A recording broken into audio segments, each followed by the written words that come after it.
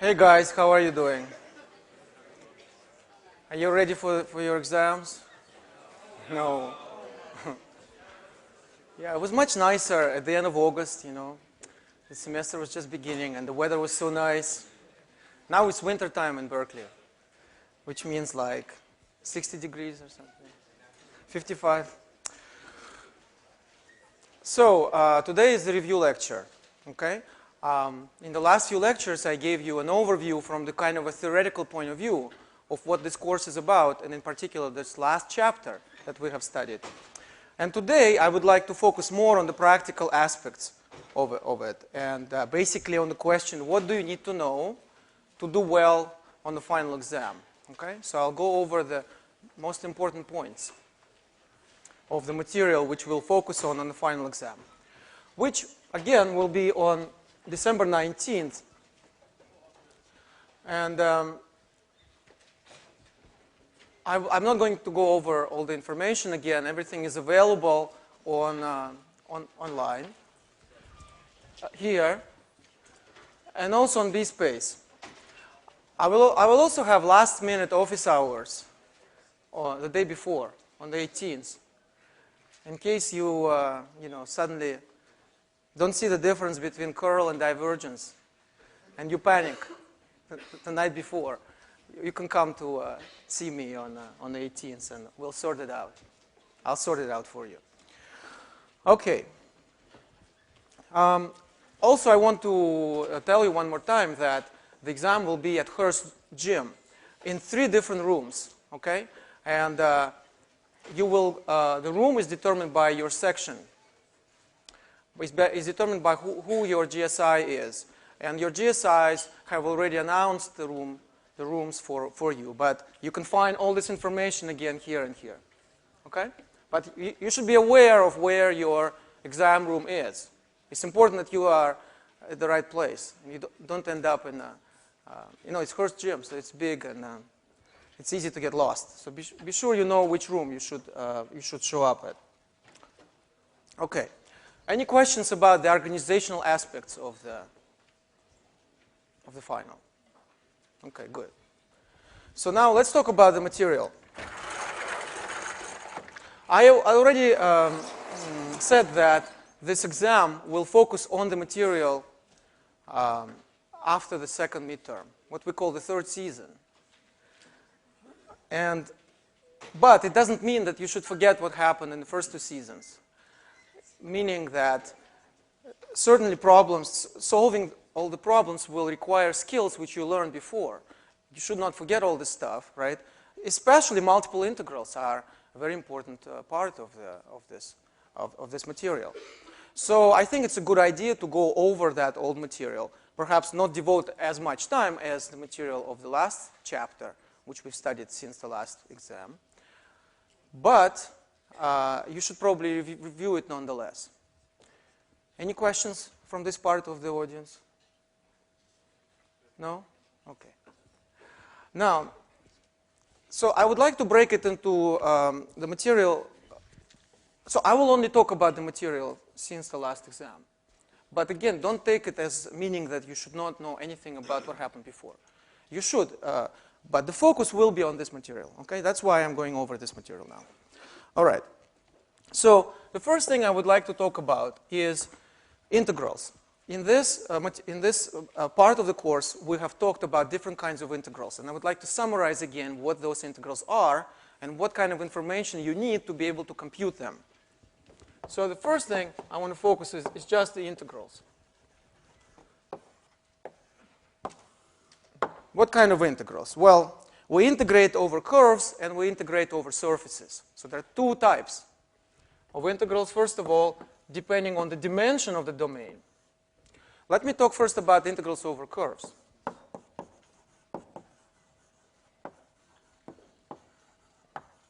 Over curves. So here we have 2 types of integrals also. The type 1 integral is an integral of a function. So this is an integral which looks like this. You have f ds, where f is a function.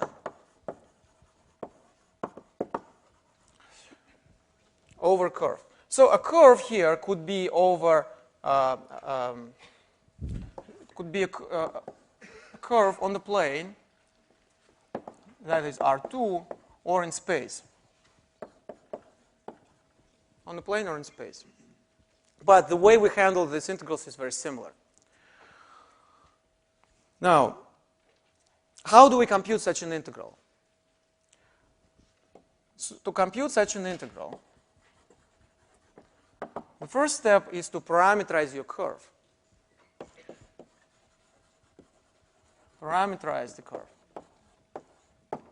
So, which, by the way, was the very first subject that we learned in this course. So this is a good example of what I mean when I say, review the material from the previous chapters. Because certainly to be able to do such an integral, you have to know how to parameterize curves. And that's something we learned at the very beginning. Okay. So parameterizing the curve means introducing an auxiliary parameter, which we usually call t, but you may call it something else if you like, in writing each of the coordinates as functions of this auxiliary parameter. So you would have x as a function of this parameter t, y as a function of this parameter t, and z as a function of this parameter t. That would be in the case when the curve is in space. If it's on the plane, you would only have x and y, of course. Right? And once you do that, this integral, and then you have to say that t, what is the range for this auxiliary parameter t? And the range will be between some numbers a and b. So then this integral will be equal to the integral of f, where instead of x, y, and z, you insert those three functions, x of t, y of t, and z of t. Right? And you integrate from a to b. But in addition, you also have to insert a factor which has to do with the arc length of the curve.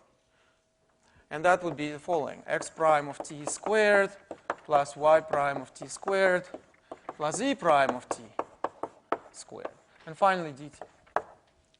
And again, if you are on the plane, you just don't have the z variable. You just erase this, and then you get the formula on the plane. Now, what does this represent? This represents a mass of, say, a thin wire in the shape of this curve.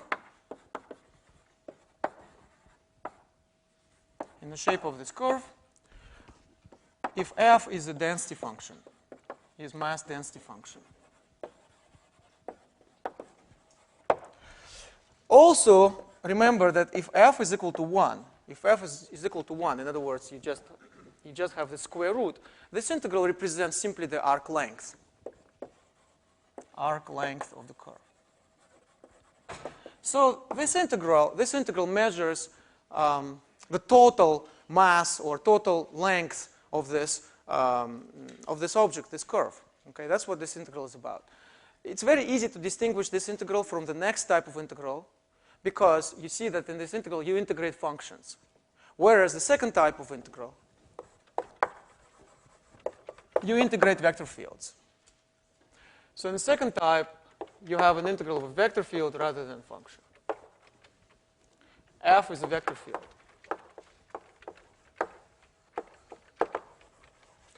So as such, it has components. I, in front of I, you have P. In front of J, you have Q. And then you have a third component, R. If this is a vector field in space, if it's on the plane, again, you only have two components. Okay? So vector field is more than a function. It has three components in space, two components on the plane. And this integral can be also rewritten as P dx plus Q dy plus R dz. This is the same.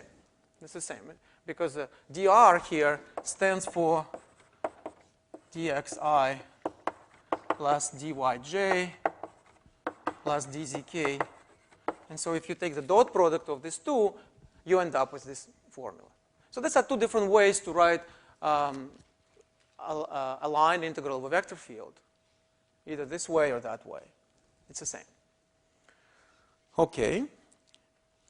In the case of a line integral of a vector field, there is an additional complication which we don't have for integrals of this type. For integral of this type, it's enough to just write this.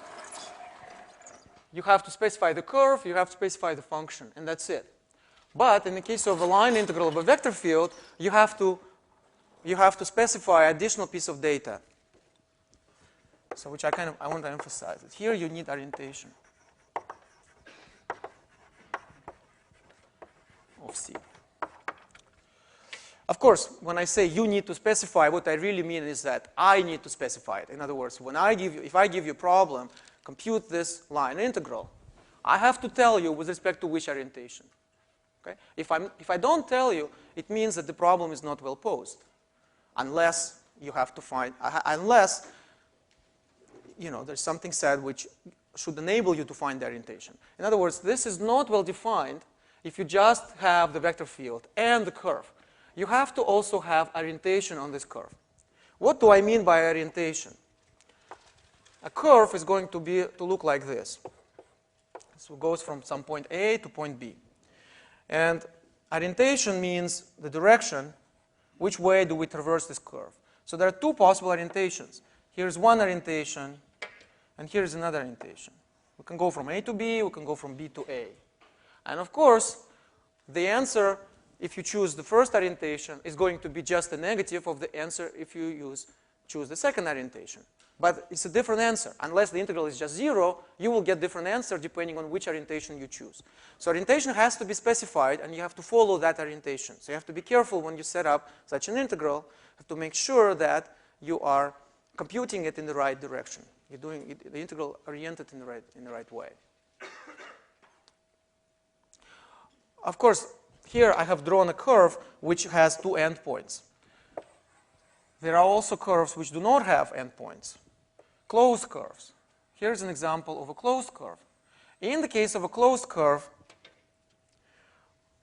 it also has two orientations, which we usually call clockwise and counterclockwise, right? So counterclockwise is this one.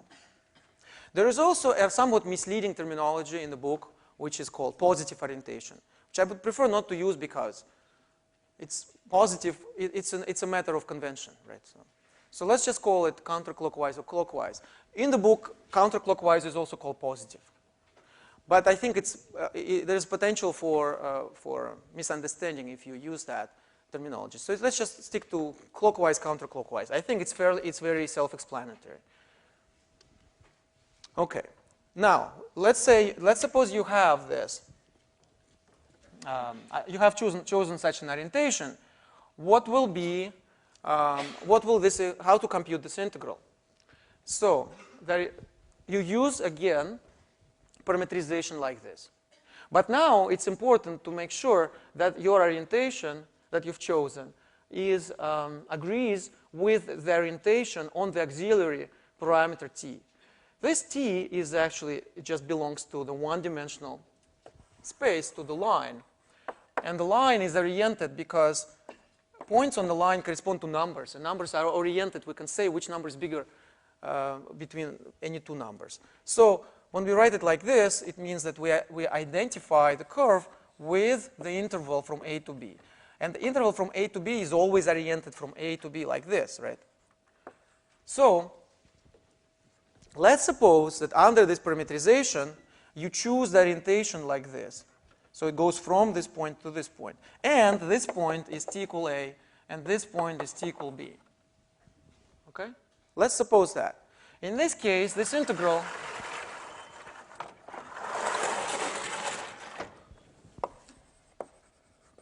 is computed as an integral from A to B of p x prime t dt. Well, let's just write like this. Plus q y prime plus r z prime dt. But here's a possible trick question. Let's suppose I will ask you on the exam to compute such a line integral where the curve is oriented in a different way. Okay? So if you don't pay attention, you would say, okay, that's just, you would find your parameterization, where again, let's say t equal a corresponds to this, and t equal b corresponds to this. Let's suppose. And then if you don't pay attention to this stuff, to the orientation, you might want to write it again like this. That would be wrong, you see, because you have to make sure that with respect to the orientation which you are told to use, the parameterization is such that, you know, the lowest one is the initial point, the lowest value, a, is the initial point, and the largest value, b, corresponds to the end point. In this picture, that's the case, and that's why we end up with this integral from a to b. In other words, the integral that I got with respect to t has this orientation, which comes from the orientation of the curve. But if the orientation is like this, you have to go from t equal b to t equal a, right? Because you have to go from this point to this point. This point corresponds to t equal b. This point corresponds to t equal a. That's why, so in this case, then you should write it as from b to a, and then the same thing. Then, of course, what is integral from b to a? Integral from b to a is the same as negative integral from a to b. So you will actually end up with minus this integral. Okay? Is that clear? Ask me if it's not clear. So this is a subtle point, which you have to remember. Now, what does this integral represent?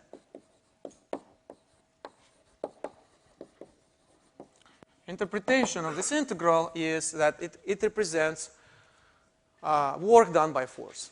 This is work done by force. By force F along C from the point A to the point B. You see, from this, if you think about this interpretation, it becomes more clear why there is a sign. Because when you talk about the work done by force, the force is moving an object, or it may be resisting a movement of the object, right? And so it's important whether you go from A to B or from B to A. If the force, let's say the force comes from the wind, and the wind is blowing this way, and so the wind is carrying me this way. So the wind does perform a certain amount of work, right? And this work is positive. But what if the wind is blowing this way, but I still insist on going there, okay? Because I'm stubborn, so I go against the wind. So in that case, I do work, not the wind, and so the wind is resisting me, therefore the work of the wind is negative, you see? So it's important to know not just the trajectory of the object, but it's also important whether the relative position of the force and the trajectory. In other words, the orientation of the trajectory relative to the direction of the vector field. You see, so it becomes more clear that if I go this way, against the wind, it's a negative work. If I go this way with the wind, it will be positive. Okay? You have a question? The components P, Q, and R are simply functions of x, y, and z, right?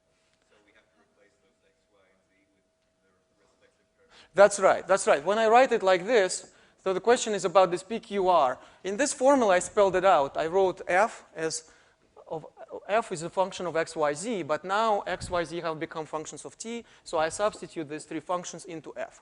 Likewise, in this formula, I didn't write it just to save time, but what I mean by this is like this. And the similar for Q and R. For Q and R. Okay? So the orientation is important. It causes change of orientation, results in the appearance of a sign. Okay, so that's pretty much all about the setup of integrals for curves. So next we move on to integrals over surfaces. integrals over surfaces.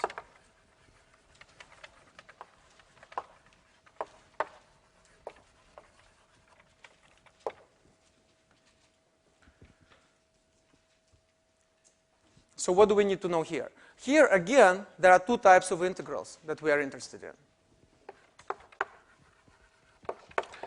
And there is a lot of similarity between the first type for surfaces and the first type for curves, and the second type for surfaces and second type for curves. So the first integrals of the first type over surfaces are integrals of functions. So here again, f is a function.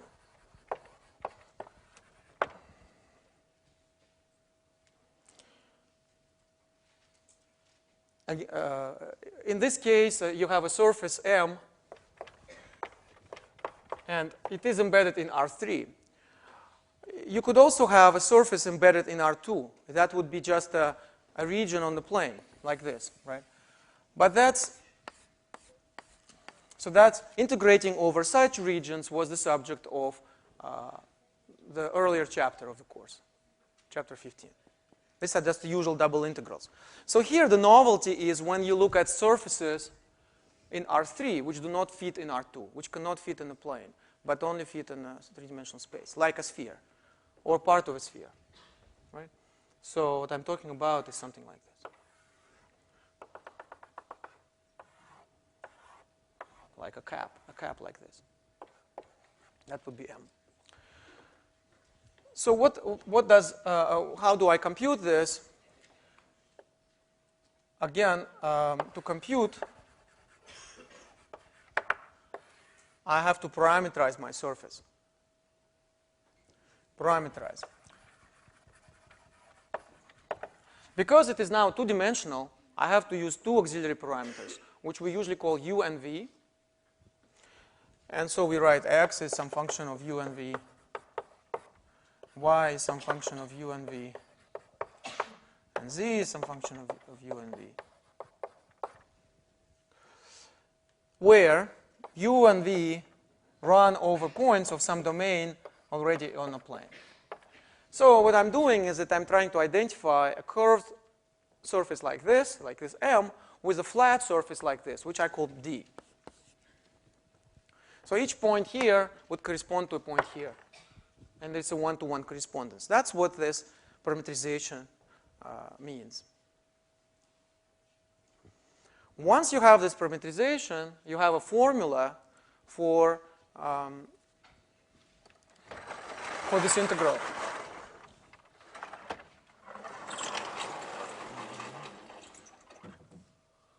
To write this formula, I will use the following notation. I'll call R of uv the vector field which is obtained from this parameterization by interpreting each of the three functions x, y, and z as components of a three vector.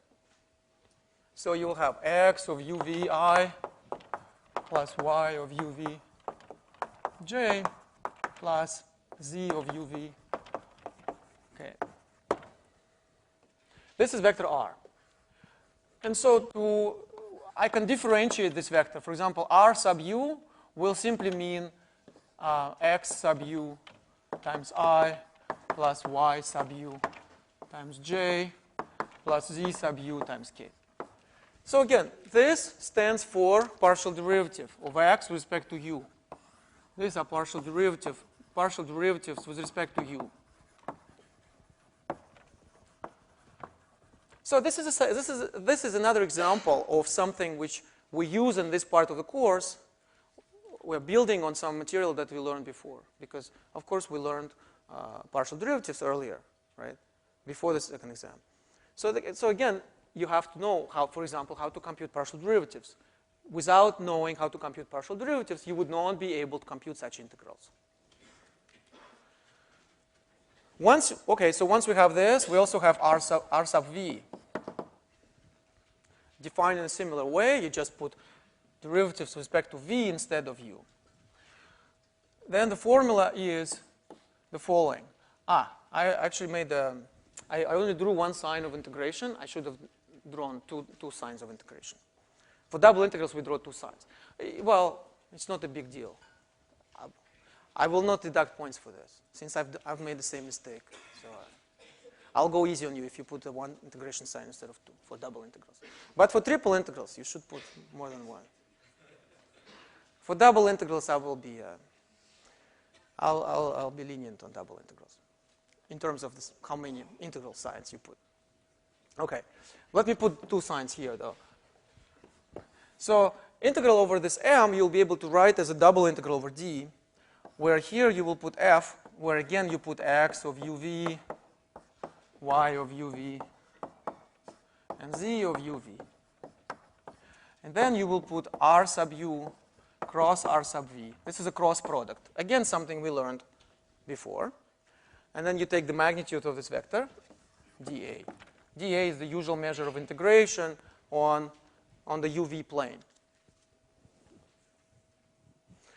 So this term, ru cross rv, is just like this term, which you have for integrals of functions over curves. The first type of integral. It's the analog. It's the analog of that. Ru cross rv, absolute value, is the analog of this. Okay. So now the question really becomes, how do you parameterize it? Once you parameterize it, it's very easy because you just need to compute the derivatives and you take the cross product and you end up with just an ordinary double integral. But the question is, how do you compute this? So, well, there are at least 2 special cases which you should know.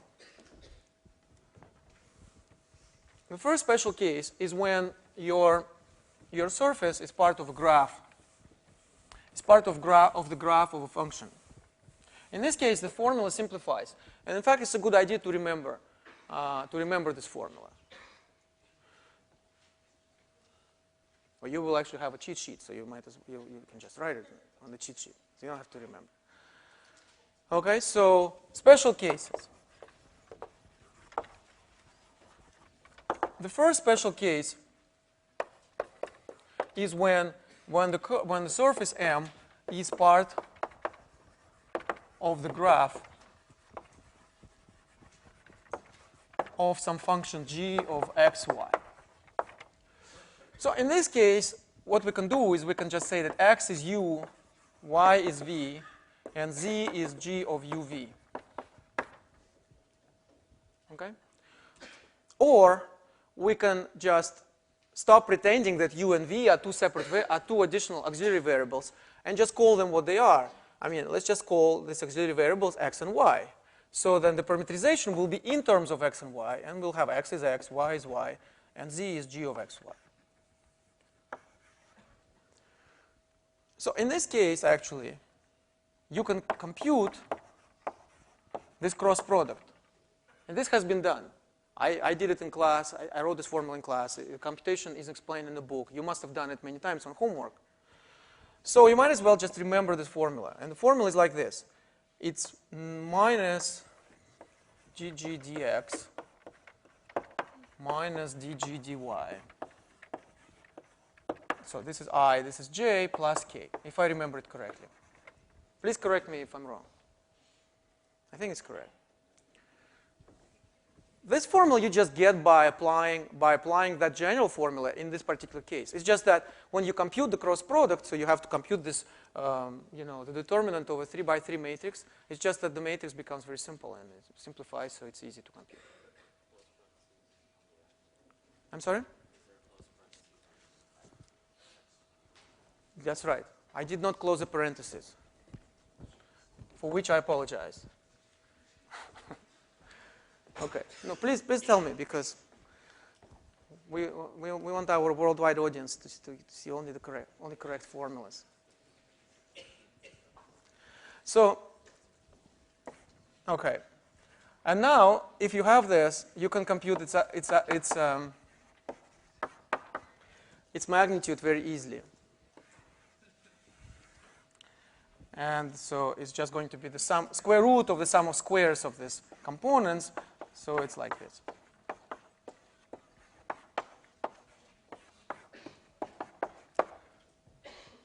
Okay? So we actually have not just the magnitude, but we actually have a formula for the cross product, which I will use in a minute.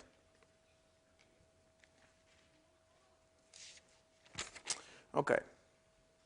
So that's the first special case. There is a second special case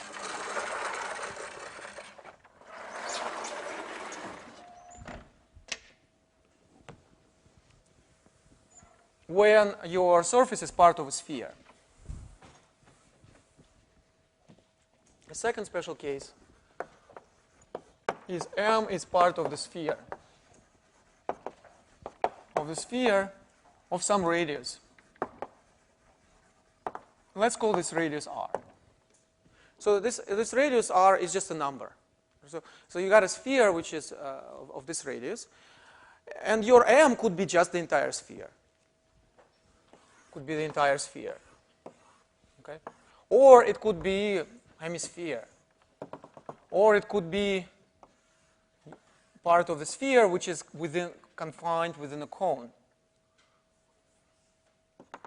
It's like an ice cream cone, right? And that's just the surface of the ice cream. So in each of these cases, a good way to parameterize such a surface is to use spherical coordinates. Spherical coordinates we learned before. Spherical coordinates give us an alternative coordinate system for the entire three-dimensional space. And we've got three coordinates. We've got rho, phi, and theta. But now we are on a sphere. We are on a sphere of radius r. So from the point of view of spherical coordinates, this coordinate rho is fixed. Rho, the coordinate of the spherical coordinates, is equal to r. Right? But we still have two remaining spherical coordinates which we can use to parameterize our surface. Which is good because the surface is two-dimensional, so it requires two independent coordinates. And phi and theta give us these two coordinates. So in other words, u and v here are phi and theta. For example, if it's the entire sphere, you will have theta going from 0 to 2 pi, and phi going from 0 to pi, which is the full range of phi and theta. If it's the upper hemisphere, again, theta will go from 0 to 2 pi, and phi will go from 0 to pi over 2. And here, theta is from 0 to 2 pi, and phi, well, phi, it depends how much ice cream you get.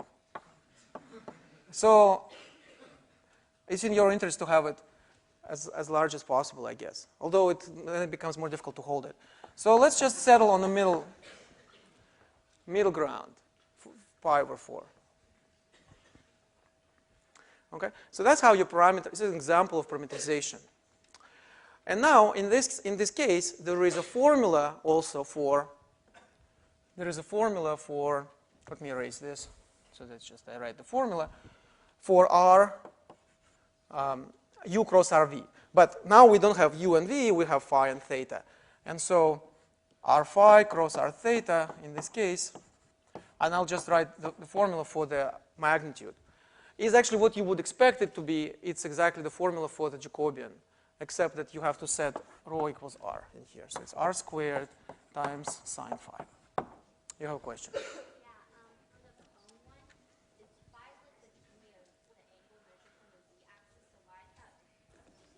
Right. So the question is about the cone. How do I measure phi?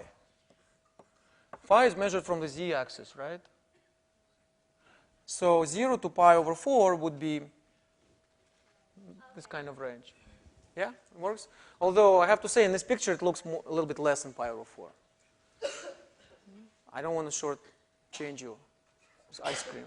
But it's just an approximate picture.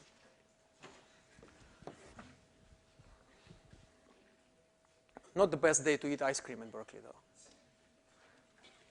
Perhaps earlier in the semester would have been more appropriate. Okay, so that's the formula for this. And let's go back to this double integral. So that's all you need. You need this guy. You need your function where you stick those expressions coming from your parameterization. And then you end up with a simple double integral. So you compute it. What is the interpretation of this? What is the meaning of this? The meaning, just like in the case of type 1 integrals for curves, is that it represents something that has to do with the area or mass. It's something when you average density over your surface. So the typical example is that this represents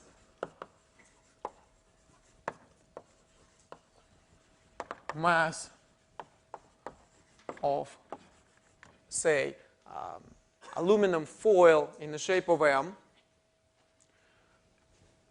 where f, this function f, which appears in that integral, f is the mass density function. Density function. Now, it doesn't have to be mass. It could be any quantity which you can measure, which can have a density. For instance, charge. This foil could be charged, but in a complicated way, so that some parts are more charged than others.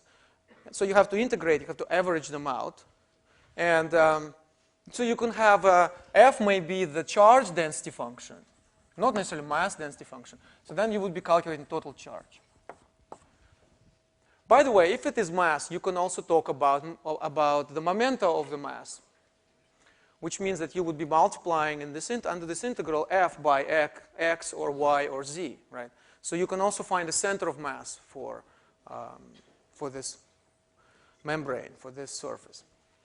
So if the question is phrased in the following way: find the charge of a aluminum foil in the shape of such and such surface, if the charge density function is such and such function, then you immediately know that you have to do this integral. Okay? So that's the integral of the first kind, or type 1 integral over surfaces. And next we go to type 2 integrals. Type 2 integrals are integrals of vector fields. In this case,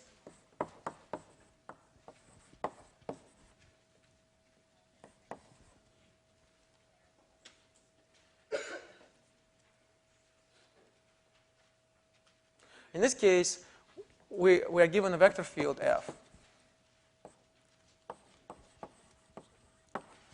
We are given a vector field. And we are computing this, which is sometimes called surface integral of the vector field, but oftentimes it's also called flux. Flux of f across M. So the word flux, if you see the word flux, it refers to the integral of the second type. And I explain what it means. It means the rate of flow of, for example, of a fluid through this membrane, if f is a velocity vector field. So this integral actually was defined originally as follows. We said that we have to take the dot product of f with the unit normal vector field along M. Then this will be a function, and then we take its integral as a type 1 integral. So this definition already makes clear that we need orientation. We need a choice of n.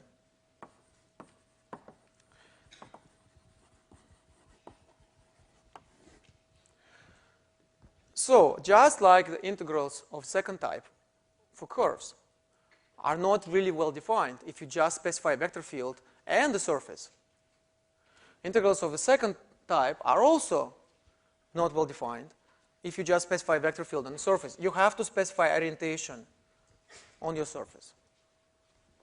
So it's exactly the same. We need orientation.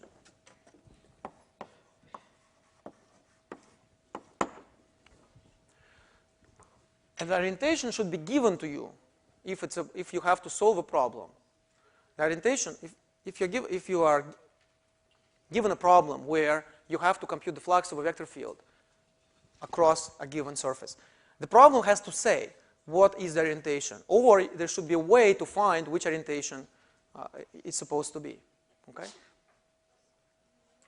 Now, again, there are two different types of there are two different orientations in case the surface is orientable. But of course, we'll be dealing with orientable surfaces. I explained to you Möbius strip. Remember, Möbius strip is an example of a surface which is not orientable. But we will be working with orientable surfaces. So an orientable surface will have two different types, two different orientations, which will differ by a sign. So how do you find out which orientation to use?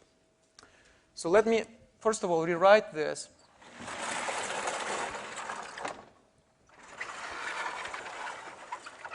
To make it computable as a double integral.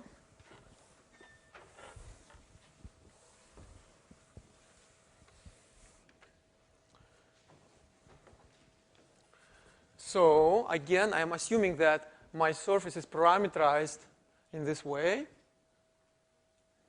by these functions in u and v. Okay? And in this case, this double integral will be written as follows. It will be double integral over this domain D, which you have there. And then here you'll have f dot ru cross rv.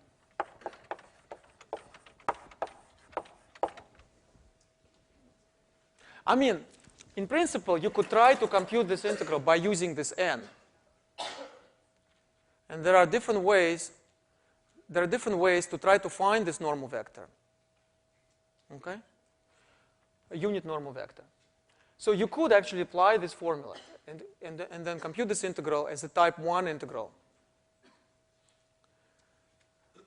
You could compute as a type 1 integral, but I strongly suggest that you use this formula for it. Okay? Because the point is that it's easy. There are many ways to find a normal vector. For instance, we talked about normal vectors for graphs of functions, for example.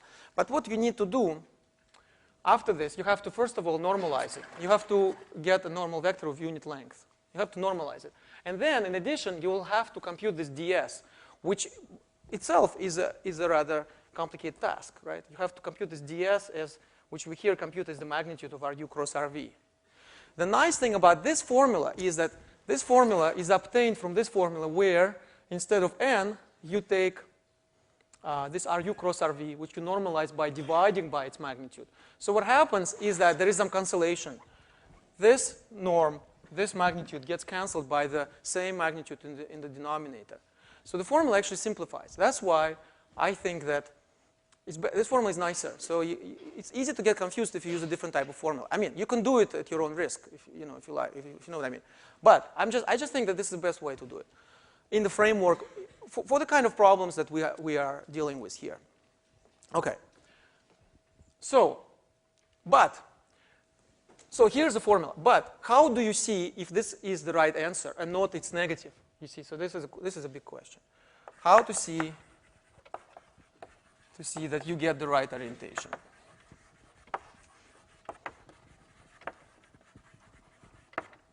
In this formula. In other words, you could have a problem, say, where you are asked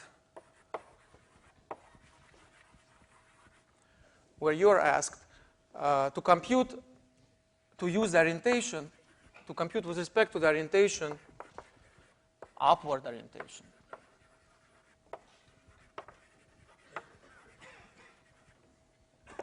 So let's say you're asked to use the upward orientation. How do you know that this formula gives you the integral with the upward orientation and not the downward orientation, for example, right? So first of all, what do we mean by upward orientation? It means that you have to choose n of the form something times I plus something times j, where this doesn't matter, plus something which is positive times k. This is upward.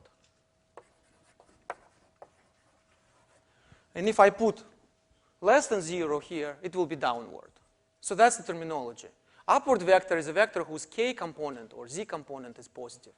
And downward vector is a vector which has negative z component. Okay? So let's say you're asked to compute the integral over surface, assuming the upward orientation. And you have this formula. And the natural question is, does this formula give me the upward orientation or it gives me a downward orientation? We have to check that, because if it does give me the upward orientation, I will get the right answer. If it gives me downward orientation, then I would get the minus sign. I will get negative of the right answer. So it means I will get the wrong answer. Right? If I get the wrong answer, it means that I don't get the full score on this problem. Right? So how do you see that? Well, here's an example. Let's look at some special cases where this actually can be computed more explicitly. And the first case is the case when M is part of the graph. So for example, let's look at the case when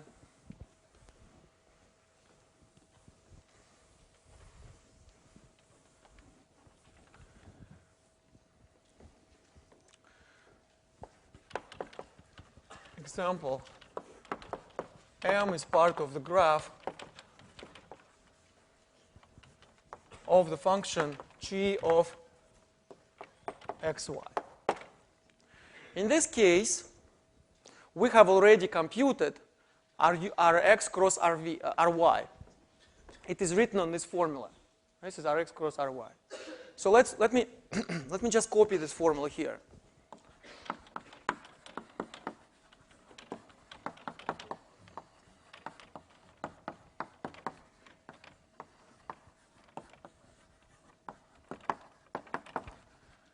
So this formula, in this formula, the coefficient in front of I and coefficient in front of j depends on this function that you have, of which you are, which gives you this graph, right? So this coefficients depend, but this coefficient is always equal to 1. So this coefficient is 1. So it's positive. And so that means that if you are using this formula for Rx cross Ry, right? If you're using this formula for Rx cross Ry, then you are getting orientation, or you are computing, this formula is computing the integral with respect to the upward orientation. You see? So this is an important point. That a priori, it could be, this gives you a normal vector, not normalized, not unit, but it gives you a normal vector. And by looking at this vector, you can find out with respect to which orientation you are now computing. And then you have to match that with what you're asked to do. In this case, Rx cross Ry, so you have to look more closely at this vector and see what does it look like qualitatively. In this particular case, the simplest information we can infer about this vector is the fact that the coefficient in front of k is 1, so it is upward. It's always upward. So now you match, you see, okay, so what am I asked to do? I'm asked to do a double integral, surface integral with respect to the upward orientation. Oh, is my orientation upward? Yes, it is. So this is the right formula. F dot Rx cross Ry is the right formula. Is the right formula. If that for upward orientation. But what if I want to trick you and I ask you on the test, I ask you to compute the double integral, compute the surface integral with respect to the downward orientation.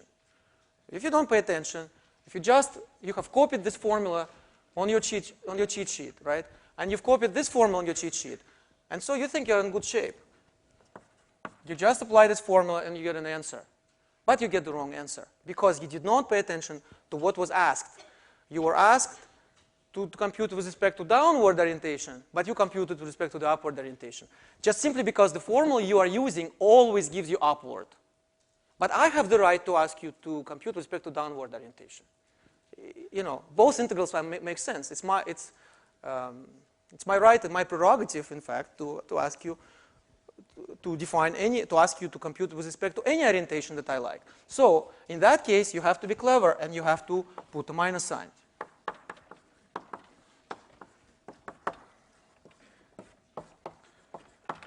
So this is the right formula. This is for downward orientation.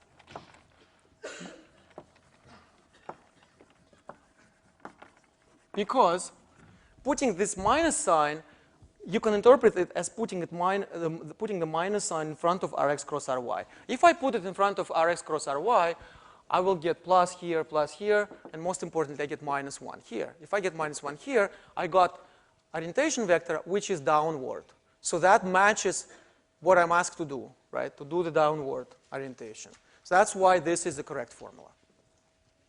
Is this clear? Ask me. Okay, go ahead.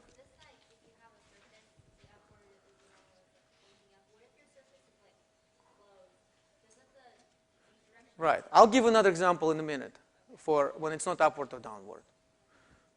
If the coefficient of decay is 0, what situation is that? Very good. What if the coefficient is 0? So, okay, in this case, it never happens, right? Because in this case, it's just always like this. So here's in the next level of trick question, which is that suppose it's some Ru cross Rv, okay? But for some other u and v. And suppose it just happens that the component of the k vector is 0, right? In this case, I should not be asking you to compute with respect to upward or downward orientation. Because if its k component is 0, it means it's parallel to the xy plane, right? So it's neither upward nor downward. And saying that compute with respect to upward orientation would be misleading, in other words, or ambiguous. It will not give you any information. Because neither of the two vectors is upward or downward, right? So in this case, you actually have to use another way to describe it, okay? So what are other ways to say? We have to describe in words, you know, there are two possibilities. You have to be able to distinguish between them.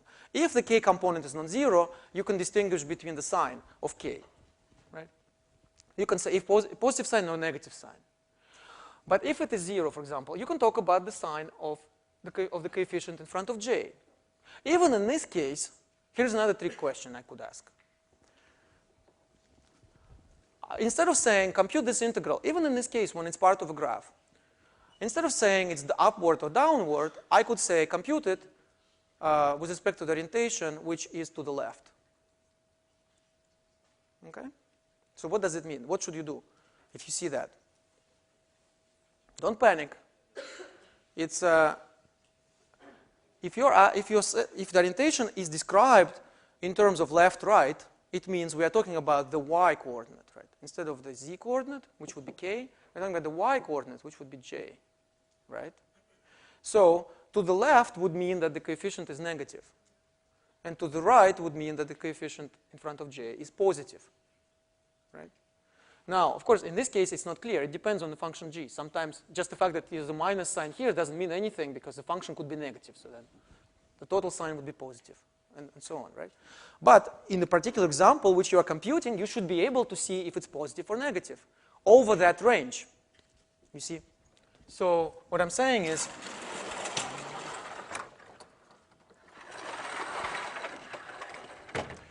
what you are interested in is just the piece of the graph. So you are working with a particular domain D in UV.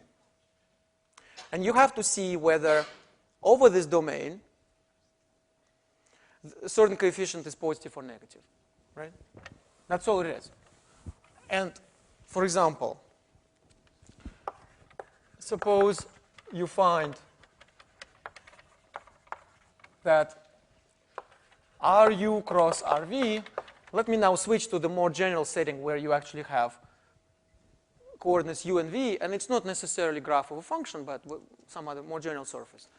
So you could have Ru cross Rv is equal to some, you know, some a of uv I plus b of uv j plus c of uv k.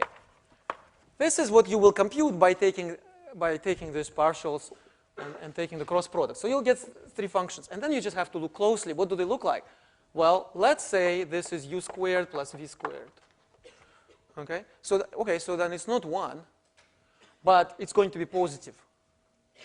Well, the only point where it would not be positive would be 0, 0. So let's suppose that your domain does not include point 0, 0. So then it's always positive. If you see that, you know that the coefficient in front of j is positive, which means that the orientation vector is pointing to the right. Right? Because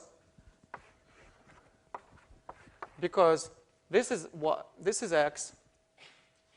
Well, of course, when we say that, it's all relative to how we organize our coordinate system. What do we mean by left and right? But there is a way which we're kind of used to, which would be like x goes this way and y goes this way, and this is z, right? So in this case, to the right means that it's a positive number in front of j. To the left means it's a negative number in front of j. So in this case, it's going to be a vector, not necessarily like this, but maybe like this. So this is to the right. And for the left, it's this way. Is that clear? There is another way to describe orientation by using the word outward and inward. So usually, this is often used for spheres or for closed domains. Okay? So that's another way. And that should be also pretty self-explanatory. So at the end of the day, you have to compute the formula by using RU cross RV. But the bottom line is what you get is either the correct answer, or either the answer which, if you stick in here, you get the correct answer, or it's negative. So it becomes fine-tuning issue. Is it correct, or should I put a minus sign? So then you match the description of the orientation, which is given in words, upward, downward, left, right, to what you got. And usually it should be fairly easy to see. And then that's how you see whether you got the right answer. So you use that formula without any modification, or you put a negative sign. That's all it is. Okay? Any questions? Yes? Suppose you're given a cross product and it has some UV in it, and then you're given intervals that can change the sign to integrate over. Right. So what if the sign changes? If the sign changes, of course, then the description would not be correct. I mean, well defined, right? So the description should be such that if it says to the right, it means that that coefficient should stay positive or negative, whatever, right? Okay. All right. So that's about the setup of the integrals. And now I want to say a few words about the connection between different integrals. These are the formulas which we've learned. So this is 2 formulas.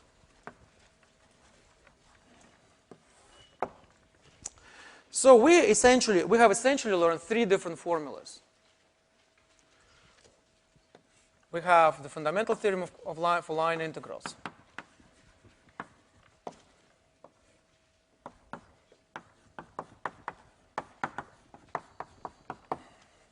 We have Stokes' formula.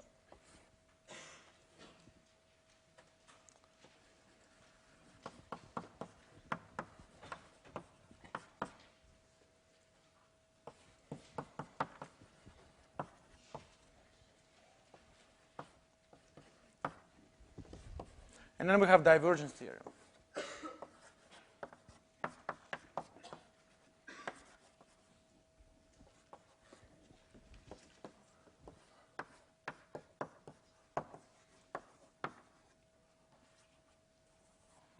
Bound there. Okay? So now, I have explained, Green's theorem is a special case of this.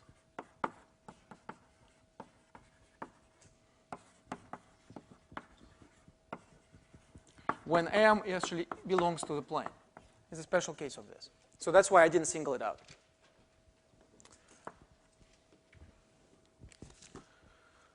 Okay? So I already explained the kind of the general theory behind this and how you can think of all of these formulas as special cases of one and only formula.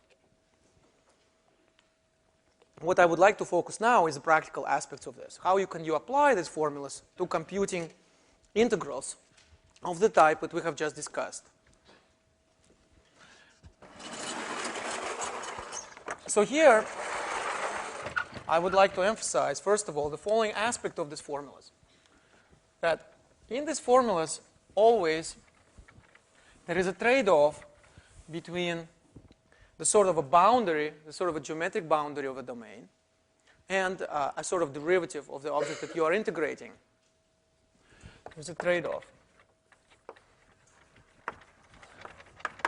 On the left, it's a general domain of integration, but the integrand is special. In the first formula, you're computing only line integrals of vector fields of this form, the gradients, the conservative vector fields. In this formula, integrals only of curl, of something which is a curl of another vector field. Here, you compute a function which is divergence of some vector field. So they're kind of derivative of other objects. But the domains are most general. Most general curve, most general surface, most general three-dimensional solid. On the other hand, on the right-hand side, you have the most general object. Here, general function. Here, general vector field. Here, also general vector field. But you're integrating over domains which are kind of derivatives of the domains on the left-hand side, where in the geometric world, derivative means boundary. So this is a very important point to remember when you decide which formula is appropriate for this or that exercise or this or that computation. So on the right-hand side, you've got general integrand but special domain, namely boundary. Domain. This is derivative. Here is derivative. Here is boundary.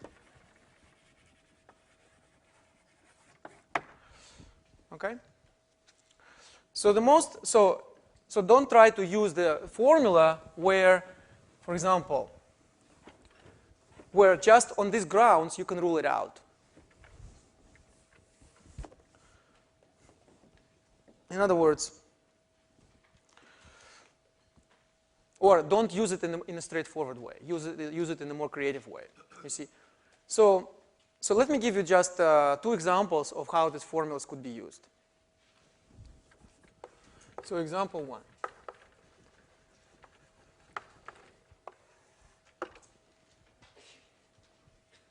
So let's suppose you're asked to compute the line integral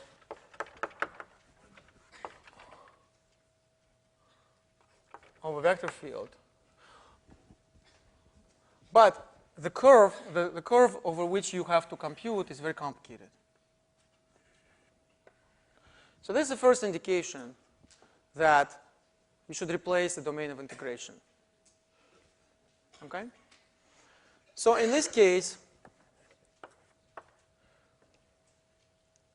let's say you're asked to compute this.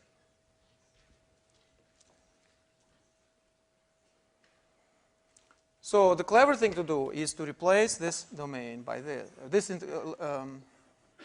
curve by this curve, which has the same endpoints, right? And then you can argue that this line integral is equal to, so let's call this C1, and let's call this C2. This line integral is equal to the integral over C2 of f dr minus plus the double integral of curl f ds, where you integrate over the interior of this domain. You see, so you can use this formula. Let's call this d. Or m. Let's call it m. Okay? So the reason is the following, that if you take this to the left-hand side, you will get negative C2. Right? I'm writing it like this because I prefer to say this is equal to this plus something. But I could put this integral to the left with minus sign, which means I'm integrating over C1 minus C2. And then you have to see that this is a boundary of M. C1 minus C2 would be going with this orientation, and that would be boundary of M. Now, if I do it like this, this brings up another issue, which is the issue of orientation in this formula. So I'm using this formula, but in both cases I have integrals which depend on orientation, and we have this rule for orientations, okay, which we discussed already many times. So orientation on the left and on the right have to match in this way, where if you walk on the boundary, then the surface is on your left. So the way I did it right now would mean that the orientation on this surface would have to go that way. Okay? So here it will be the surface where orientation is going through the blackboard. The usual orientation, which you normally consider, would be this orientation towards us, right? And that's the orientation which we would get with counterclockwise. But here I have chosen the orientation which goes clockwise, well, because I also put minus C2, so I reverse this. And so this will be the orientation with orientation, let's call it away from us. Not towards us, but away from us.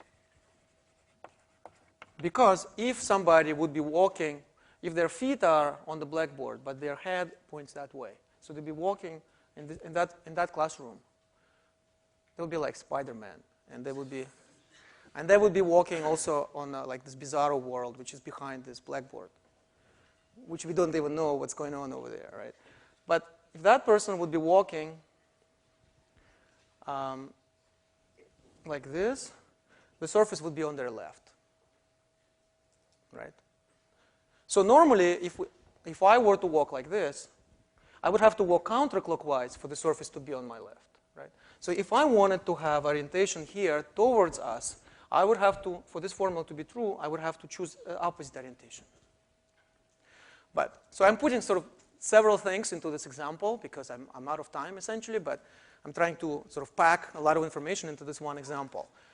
So you should really look at it more carefully and at different aspects of this, okay? The orientations have to be compatible, and there is one more thing which I'm doing here, which is that I'm replacing a complicated path by an easy path, a simple path. And the trade-off is that this guy is equal to this one, but there is a price to pay. And the price is the double integral over this membrane, over this sort of a film. Think of it as sort of like a film that you get from soap. It's like a frame, and there is a kind of a soap. So you have to integrate over that the curl. The best possible scenario where this works is when curl is 0. If curl is 0, there is no price to pay. And in fact, this complicated integral over this complicated curve is equal, is just straight equal to the integral here. But sometimes it's not 0. Sometimes it's not 0. But it could be very simple. So it's not such a big price to pay sometimes. You see what I mean? So you have to be careful. You have to see different options, the different options that you have. So this is one example where I'm utilizing formula number 2. And let me give you one more example, which is kind of similar, but for formula number 3.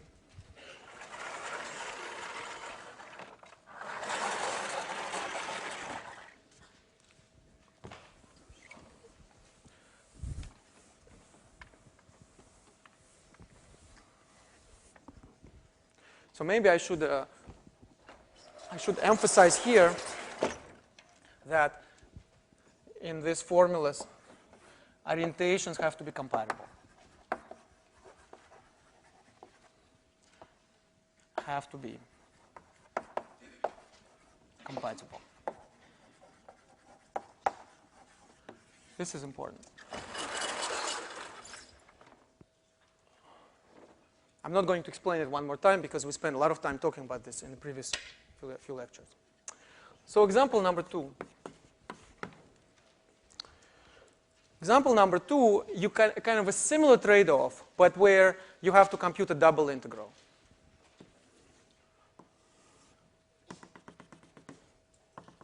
So let's say you have this upper hemisphere.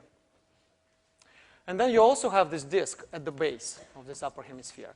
And together, they form the boundary of the upper half of this ball. So let's call this B, upper half of a ball. So then the last formula would tell you that the integral of divergence of some vector field E over this B is equal to the flux through this surface, through the boundary. And the boundary now consists of two things. Let's call this M1, and let's call this M2. So the formula then will be that it's double integral over M1 plus double integral over M2. But I have to say, with respect to which orientation? And the rule in the divergence theorem is that the orientation is outward, which here would mean like this, and here would mean like this.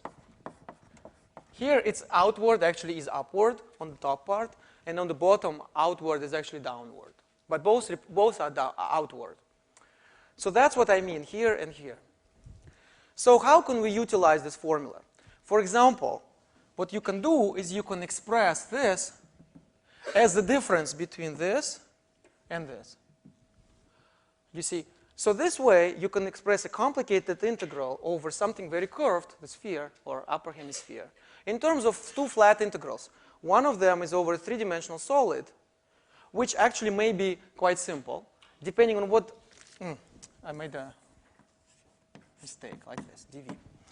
It could actually be zero, this divergence. It could be zero, so then this actually drops out.